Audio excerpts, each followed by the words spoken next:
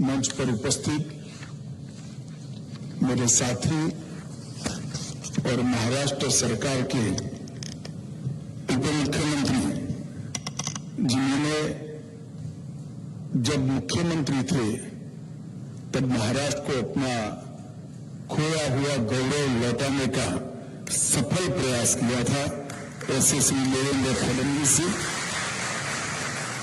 पद्म विभूषण श्रीमान A.M. नायक जी, नायक charitable trust के trustee Shri Jignesh भाई, श्री S.N. सुब्रमण्यम जी, प्रधानाचार्य फड़के जी और आज के कार्यक्रम में उपस्थित भाइयों बहनों और इस स्कूल के साथ जुड़े हुए सभी शिक्षकगण को मेरा विनम्र प्रणाम। आज मैं एक ही काम के लिए मुंबई आया हूं। हमारे नायक साहब के निमंत्रण से इस स्कूल को देखने के लिए और उसके उद्घाटन में शामिल होने के लिए।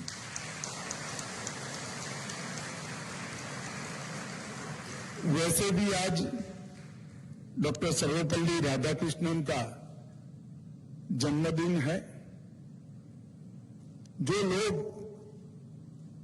डॉक्टर राधाकृष्णन को जानते हैं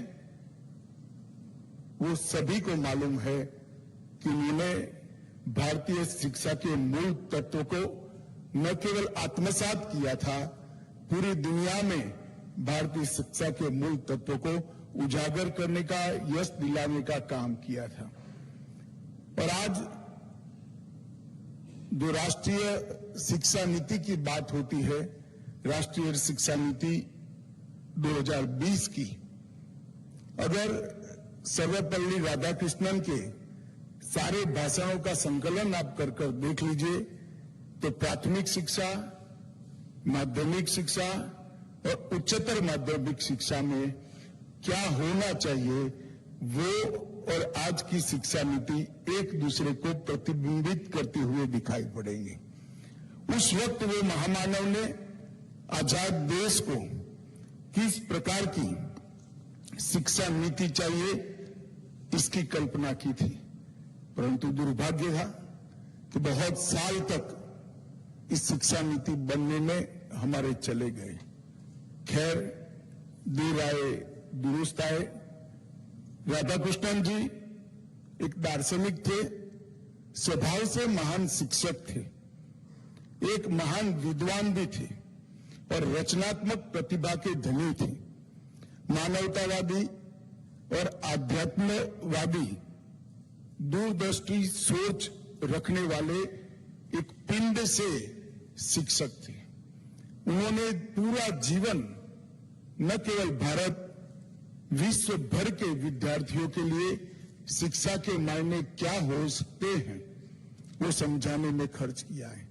यहाँ बच्चों को पढ़ाने वाले गुरुजन जो बैठे हैं, मेरा उनको विनम्र निवेदन है कि हो सकता है आपके बच्चों के पढ़ाने में के अभ्यासक्रम के अंदर सर्वपल्ली राधाकृष्णन का स्थान न हो, मगर एक आदर्श गुरु कैसा होना चाहिए वो अगर आपको समझना है, आपके प्रोफेशन को ढंग से समझना है, तो राधाकृष्णन के वक्तव्यों को बहुत अच्छे तरीके से अभ्यास करेंगे तो आपका काम बहुत सरल हो जाएगा और सबसे ज्यादा फायदा आपके विद्यार्थियों को, जो बच्चे आपके पास आते हैं, उसको होगा। मैं एक गुरु की व्याख्या डॉक्टर राधाकृष्णन ने की है वो आपके सामने रखना चाहता हूं। डॉक्टर राधाकृष्णन ने गुरु की बहुत सरल व्याख्या की है। गुरु का एक बहुत सरल भाषा में अर्थ होता है बड़ा। गुरु होता है जो बड़ा होता है उसको हम गुरु कहते हैं। उन्होंने कहा था अल्पमति वाला बालक, मति मतलब विचारने की शक्ति, बुद्धि नहीं होता है मगर विचारने की शक्ति, जो बहुत सारी चीजें मिलाकर मति बनता है। अल्पमति वाला बालक घर से गुरु के घर पर आता है, गुरु के गुरुकुल में आता है और अल्पमति से गुरुमति, बड़ी मति बनाकर वो जाता है और वो बनाने में जो सहायता करता है वो गुरु ही है। जो बच्चा आपके पास आता है उसको अनुभव नहीं है, अच्छे बुरे का ज्ञान भी नहीं है, उसने दुनिया भी नहीं देखी है, उसको ज्ञान के भंडार को किस प्रकार से समाहित कर कर अपने जीवन में लाना और उसको व्यवहार में कैसे उपयोग करना, वो कोई चीज की मालूमात नहीं है। वो ईश्वर जितनी श्रद्धा रखकर आपके शरण में आता है, आपकी जिम्मेदारी है कि वो अल्पमति बच्चे को गुरुमति बनाकर देश के विकास के साथ जोड़ना, समाज के अंदर ले जाना, इसका नाम ही गुरु होता है। और मैं मानता हूं आज डॉक्टर सर्वपल्ली राधाकृष्णन के जन्मदिन को ही हम शिक्षक दिन के रूप में मनाते हैं। सभी गुरुजनों को मेरा निवेदन है कि सर्वपल्ली राधाकृष्णन को जरूर पढ़िएगा, तो स्कूल के बच्चों को अनेक गुना फायदा होगा, वो आपको पूरा जीवन याद करेंगे।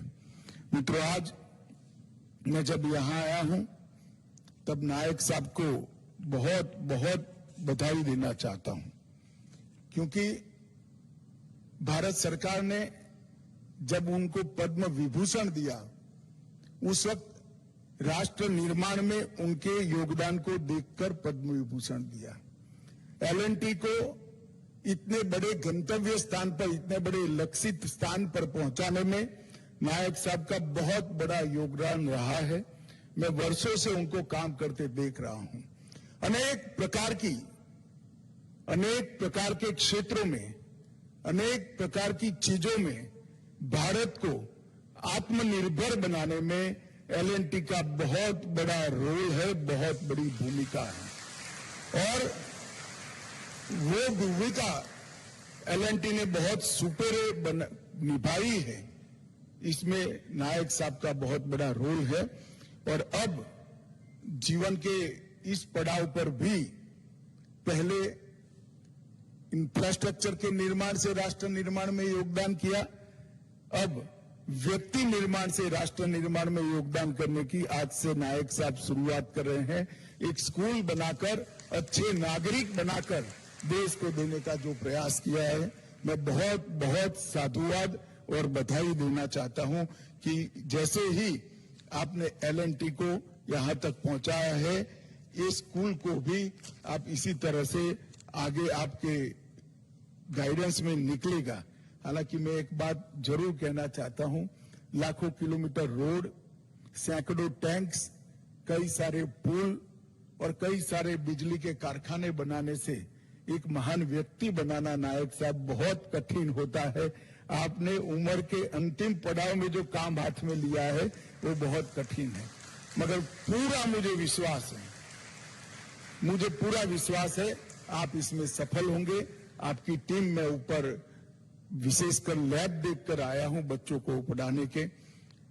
नई शिक्षा नीति को साथ, मैं बहुत सारे स्कूलों में जाता हूं, मेरी रुचि भी है, मगर नई शिक्षा नीति की प्राथमिक शिक्षा की कल्पना को जमीन पर उतरते हुए मैंने आज ये नायक स्कूल में देखा है। ये लैब देखकर मुझको लगता है कि यहां से ही इसकी शुरुआत होगी। सुविधाओं की व्यापक रेंज स्कूल में उपलब्ध है, मैंने प्रेजेंटेशन भी देखा है, मैंने कहा है ऐसे लैब भी उपलब्ध है, विशाल कक्षाएं हैं, सेफ्टी लेबोरेटरी है, लाइब्रेरी है, शिल्प स्टूडियो है, कला स्टूडियो है, बच्चों के लिए रंगमंच भी है और खेलने की बहुत अच्छे मैदान भी है।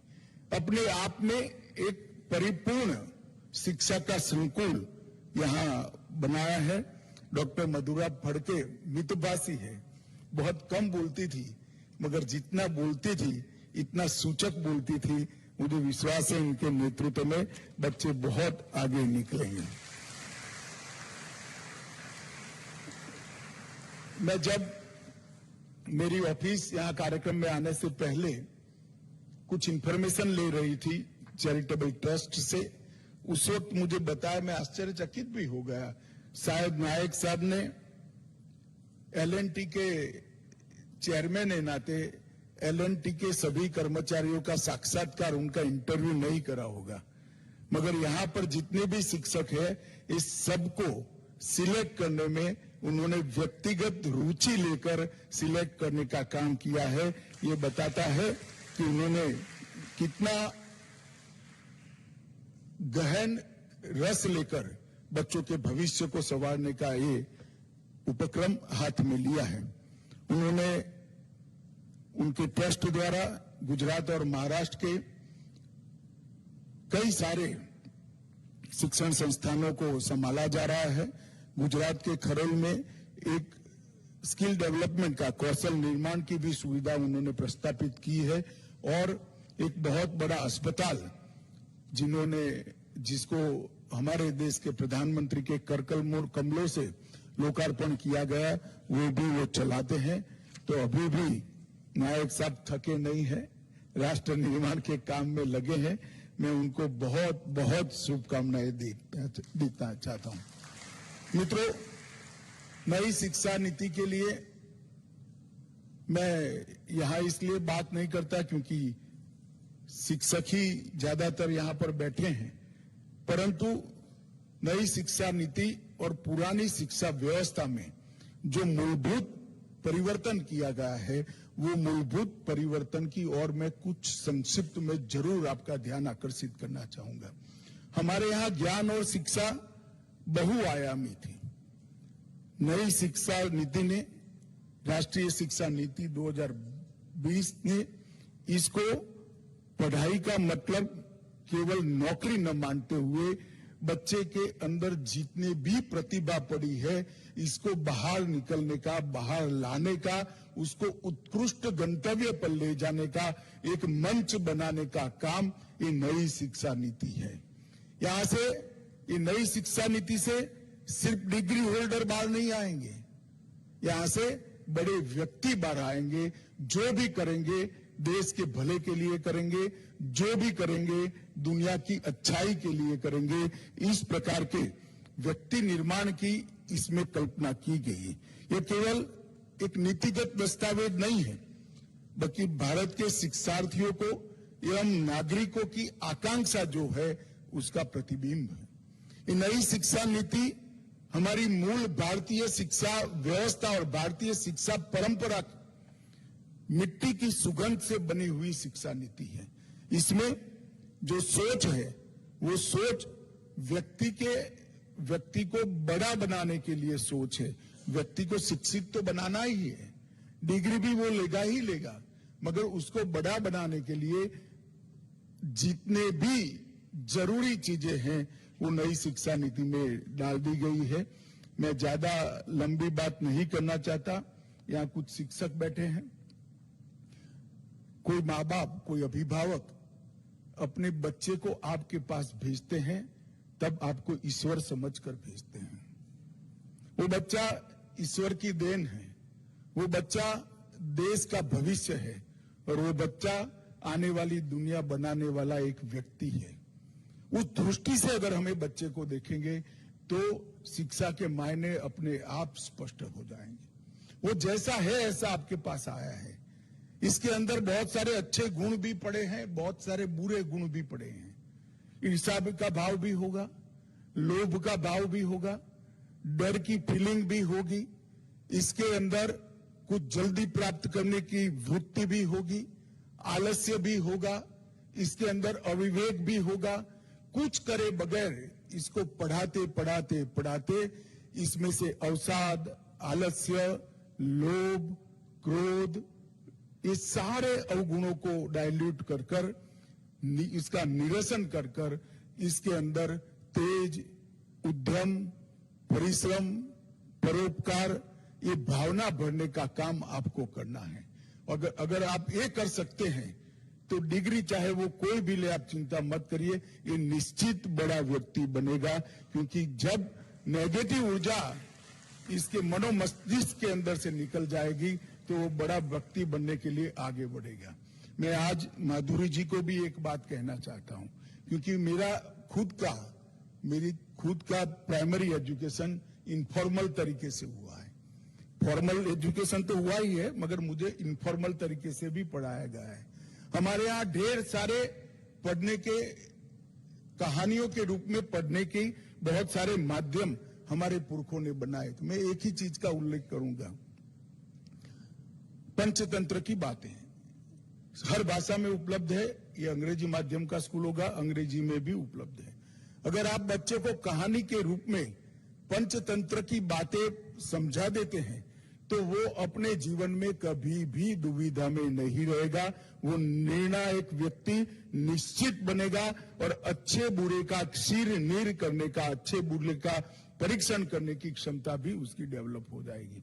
ये सारे हमारे कई प्रकार की ऐसी चीजें हैं जो हमारे पुरखों ने कहानी के रूप में, जैसे अभी लेबोरेटरी का कंसेप्ट आया है, इसकी जगह कहानी के रूप में इसके स्वभाव को मॉडिफाई करने का, इसके स्वभाव को, जैसे देवेंद्र जी ने कहा कि हीरे को शेप देने का काम कहानियों के रूप में किया गया है, जिसको व्यक्ति को उसकी सोच को दिए की लौ की तरह ऊर्ध्व गति में सोचना, ऊर्ध्व गति का ही लक्ष्य रखना और ऊर्ध्व गति का लक्ष्य प्राप्त करना, इस दिशा में ले जाने का उपक्रम है। मैं आशा करता हूं कि सारी चीजों को भी एक एक्सपेरिमेंट मानकर भी आप एएम नायक विद्यालय में अपनाएंगे तो मुझे भरोसा है कि नई शिक्षा नीति को जमीन पर उतारने में बहुत बहुत सफलता मिलेगी।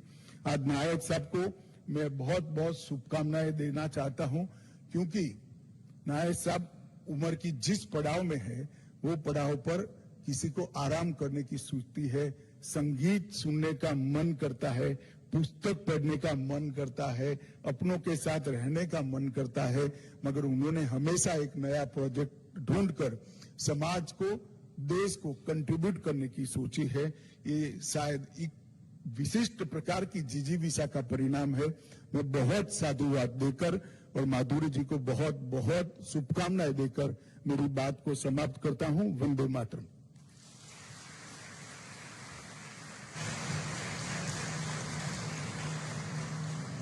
धन्यवाद सर, आपका एक एक शब्द हमारे लिए अमूल्य है। हम सभी की ओर से आपका